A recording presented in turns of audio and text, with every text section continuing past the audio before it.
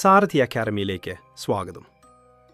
കേരളത്തിലെ രാഷ്ട്രീയ സാമൂഹിക മുന്നേറ്റങ്ങൾ ഭാഗം 12 മലബാർ കലാപം 1921. മലബാർ കലാപത്തിൻ്റെ മറ്റൊരു പേര് പൂക്കോട്ടൂർ കലാപം, യുദ്ധം. മലബാർ കലാപം പൊട്ടിപ്പുറപ്പെടാനുള്ള കാരണം ഖിലാഫത്ത് കമ്മിറ്റി സെക്രട്ടറി വടക്കേ വീട്ടിൽ മുഹമ്മദിനെ അറസ്റ്റ് ചെയ്യാൻ ശ്രമിച്ചത്.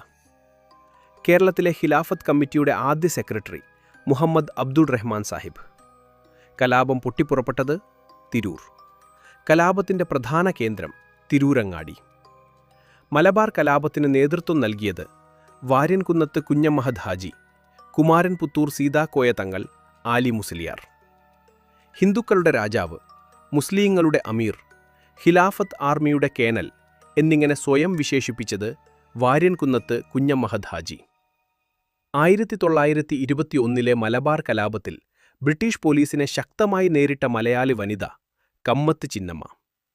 മലബാർ കലാപത്തിൽ വധിക്കപ്പെട്ട Malabar sub collector HV Conolly. Mappila ലഹളയുടെ അടിസ്ഥാന കാരണം ജന്മിത്വവുമായി ബന്ധപ്പെട്ട കാർഷിക പ്രശ്നങ്ങളാണ് എന്ന് അഭിപ്രായപ്പെട്ടത് മലബാർ കളക്ടർ വില്യം ലോഗൻ.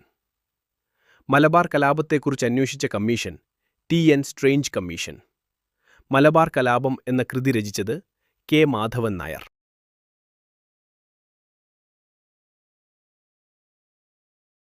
1921 മുതൽ 1922 വരെ എന്ന കൃതി രചിച്ചത് M ഗംഗാധരൻ നായർ.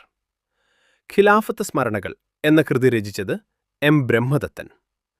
മലബാർ കലാപം പശ്ചാത്തലമാക്കി കുമാരനാശൻ എഴുതിയ കൃതി ദുരവസ്ഥ. IV ശശി സംവിധാനം ചെയ്ത സിനിമ 1921.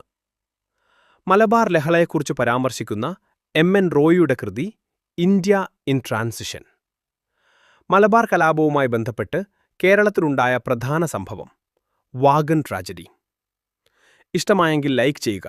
നിങ്ങളുടെ അഭിപ്രായം കമന്റ് ചെയ്യുക.